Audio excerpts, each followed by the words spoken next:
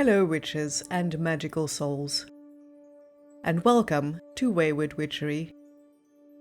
I'm Pandora Darkmoon, tarot reader, witchcraft mentor, and lifelong witch. This space is for anyone exploring their own inner world. Whether you're brand new to tarot, have been working with it for years, or simply feel curious about how intuition and reflection can support your life. Today, we're diving into what tarot actually helps with, and just as importantly, what it doesn't. So grab a cuppa, settle in, and let's get witchy. Before we talk about what tarot can help with, it's important to clear up a few common misconceptions, because most confusion around tarot starts here. Tarot is not mind control. It's not fixed fate.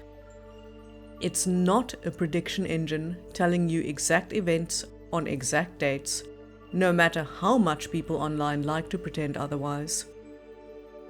And it is not a replacement for your own judgment, responsibility, or lived experience.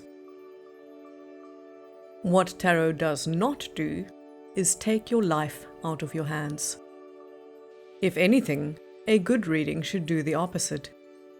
It brings you back into your own awareness.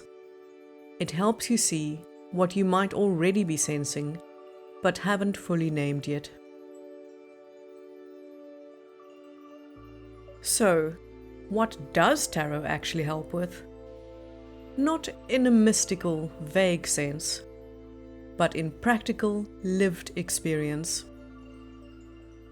Tarot is most useful when you're already inside a situation and you're too close to see it clearly. It helps with patterns. The kinds of patterns you keep repeating without noticing. The emotional loops you can't quite step out of yet.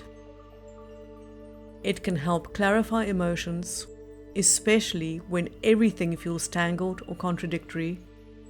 One moment you feel certain, the next you don't, and you can't tell which feeling is actually yours and which one is fear or overwhelm. It also helps with decision fatigue. Those moments where you're not actually confused, you are just mentally exhausted from trying to think your way into certainty.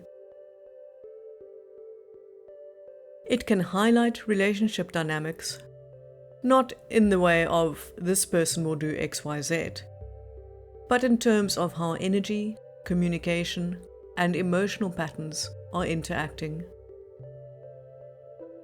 It can also bring attention to avoidance, those areas where you already know something, but haven't fully acted on it yet.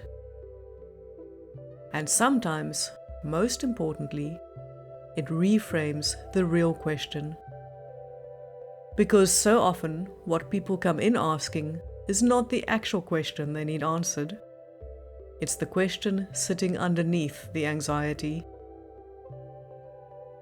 And this is often what clients describe afterwards.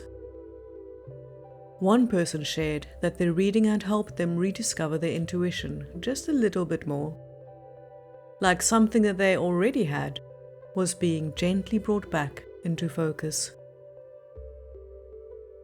Another described it as an invitation to dive into their own truth and figure out what really matters to them.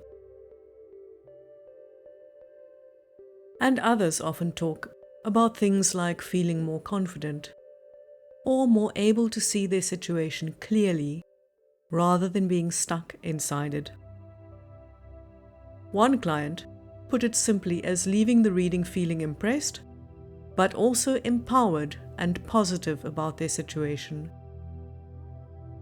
Not because the cards had decided anything for them, but because something in their thinking had shifted into more clarity. What happens after a reading? This is the part most people don't really talk about. But it's actually where the value of a proper professional tarot reading really shines. A reading isn't meant to end when the session ends. It continues in the days afterwards, in how you notice your thoughts, your reactions, your patterns. Sometimes it shows up as reflection, sometimes as journaling, not structured or formal, just noticing what resonates and what doesn't. Sometimes it shows up as small practical shifts, conversations you finally feel ready to have, boundaries you realize need strengthening, or choices you stop postponing.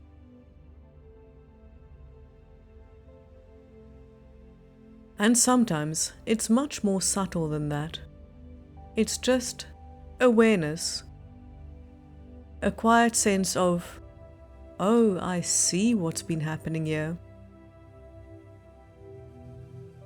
And from that awareness, the next step usually becomes clearer. Not necessarily bigger, just clearer. And this is where something I often work with in readings comes in.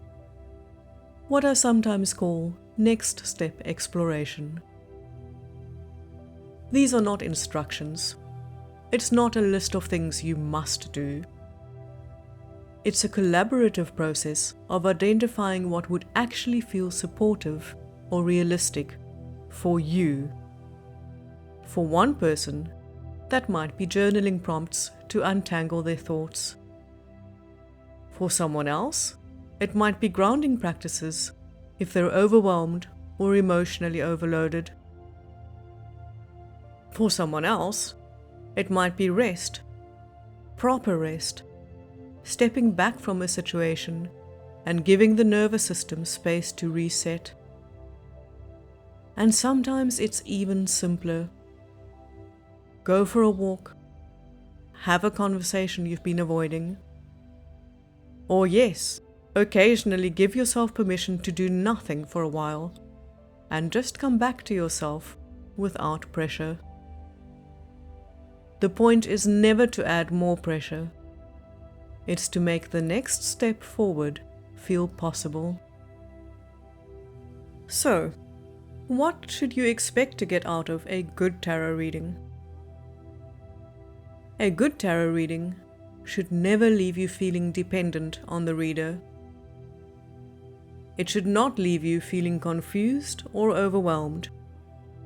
And it should never leave you feeling like your life has been decided for you.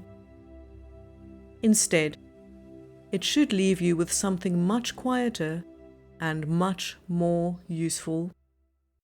Perspective. A bit more groundedness.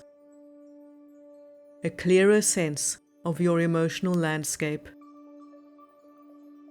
And perhaps most importantly, a stronger sense of self-trust. Because ultimately, tarot is not about replacing your decisions. It's about helping you understand them more clearly.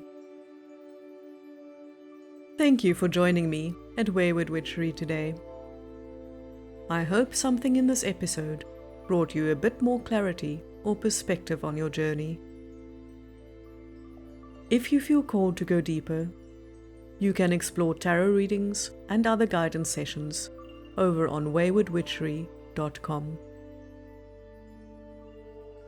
Until next time, keep your heart wild, your ethics strong, and your tea warm.